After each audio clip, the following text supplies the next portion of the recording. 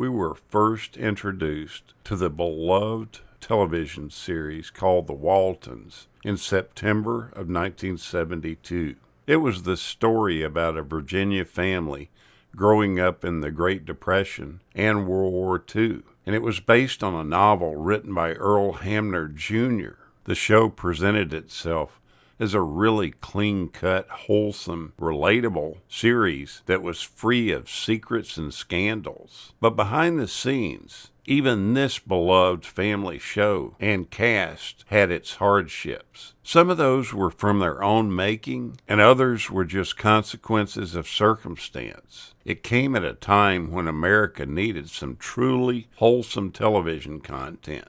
For the viewers, they came to represent the ideal American family. The show really apparently worked really well because it netted over a dozen Emmys and nearly 40 nominations. The series gained inspiration from real-life events. It was created by Earl Hamner Jr., and it was based on his 1961 novel, Spencer's Mountain. The book and the show directly pulled from his own childhood memories in a mining town during the Great Depression. So you'll notice that the show's characters, places, all have real-life equivalents. The famous good night sequence that you always see on the show is really authentic. It's the show's take on his family ritual where everyone kept saying good night over and over until his dad would finally speak up and tell him to quiet down. Initially, the show faced an uphill battle just to air. Producers had little faith in the show because it had really steep competition from other networks that it was bumping heads with. To help it along, the network wanted Henry Fonda to play the role of John Walton Sr. They wanted this acting legend to draw audiences with his star power. But once Henry Fonda read the script originally, he insisted to the producers that they didn't really need him, that the story was about the family, and the family was the real star of the show. Even after the show got popular, CBS still didn't show a lot of faith in the show. And when they did, they had an odd way of showing their appreciation. The child actors were kind of left out in the dark. They never heard a word of thanks for the way that the show was doing. But the adult actors on the show would occasionally get bouquets of flowers. The kids never received such gifts. Michael Learned, when she found out about this, got furious, and she created a fuss on the set until the kids received some actual gifts too. But absolutely no one really expected much of a salary. Eric Scott, playing Ben Walton, flat out stated that none of them got rich while they were on the popular show. Richard Thomas, Ralph Waite, and Michael Learned received better treatment for sure. But the rest of the cast just basically took comfort in the love and respect that they got from their fans and from each other, because they really were a true family on the set and they enjoyed working together. But sadly, fan happiness doesn't pay the bills for people. So some of them took on extra jobs to supplement their income. On screen, Olivia and John Walton Sr. exemplified the ideal couple. It ended up working out that the actors got along extremely well, both on the set and off the set. Sparks almost flew for these two in real life. At one point during the series, Waite was single and Learned was single, and they really thought, why not pursue this? But after much more thinking, they had just barely gotten started moving in that direction, and they realized that they were probably better off being just good friends. It said that the sparks flew and the love was real, but they really didn't want any romance issues to ensue for the fear of messing up what they already had.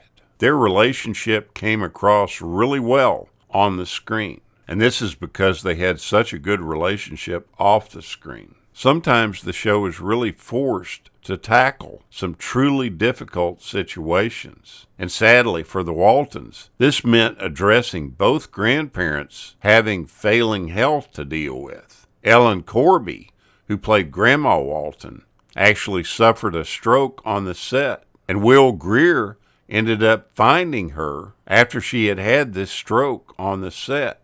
She never really fully left the show because the scripts were kind of rewritten to take advantage of her limited appearance because of her health scare. She appeared in fewer scenes and fewer episodes so that she could take it easy and try to recover her health as best as possible. Her absence can really be felt by the time that season 9 rolls around.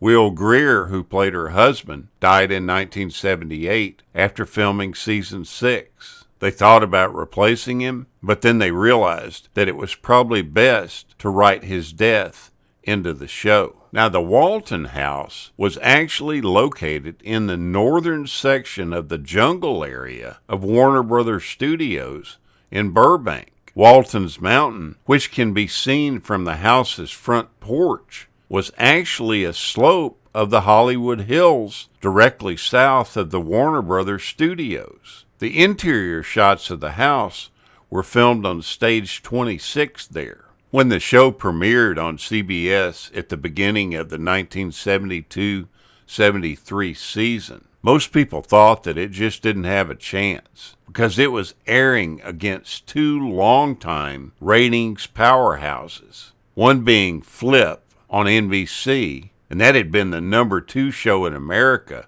for the previous 2 seasons. And then there was ABC's The Mod Squad, and it was a long-standing favorite as well. But here comes The Waltons, and it outperforms both shows in the ratings by a wide margin. Mod Squad was canceled by the end of the next season, and Flip Wilson, rather than have the same thing happen to his show, announced in the 1973-74 season that it would be the last for the show. And all of this occurred around the same time that CBS did their rural purge and got rid of all the shows that they felt were country in origin, like the Beverly Hillbillies, Green Acres, shows that were still really popular, but they just wanted to change because Fred Silverman felt that they were dated. The viewers of the show loved seeing this inspiring family that they could model themselves after. But the fact be known, things were not as they seemed. When the cameras stopped rolling, things changed. The actors fought a series of demons that they dealt with the entire time they were filming the show. For example, Ralph Waite and Michael Learned battled the bottle. And it got so bad one time that Waite would actually say that he was sitting around the kitchen table with all the kids from the show, and he felt like he was just such a fake. Fortunately for him, he went on to get sober through AA and died that way. What spurred his alcoholism was the death of his young daughter to leukemia. This just tormented his soul. He just couldn't get past it. Michael Learned was dealing with the same demon, and nobody knew it. But I'm happy to say that both of them ended up beating this terrible disease. Michael Learned even showed up to the audition with a bottle of alcohol in her pocket. And she didn't eventually get sober until she was 78 years old. After playing the good, wholesome family on TV for so many years, some actors, especially the young ones, wanted to totally get away from that image. Young Mary Elizabeth McDonough rose to fame and maturity during a particular fad that was happening in plastic surgery. This led her to get breast implants, something that was fairly common in California. However, soon after, she really regretted having done that because she developed lupus, and it's thought that the implants were directly related to the illness. The eldest daughter, Judy Norton, shocked everyone when she posed nude for Playboy in 1985.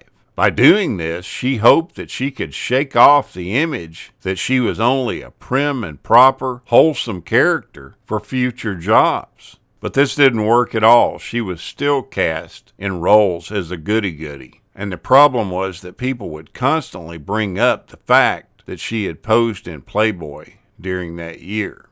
The series was canceled by CBS in 1981. NBC aired 3 television film sequels in 1982, with 3 more in the 1990s on CBS. There was an awfully comfortable feeling when you watched this show. Thank you so much for watching, and we'll continue to chase the classics.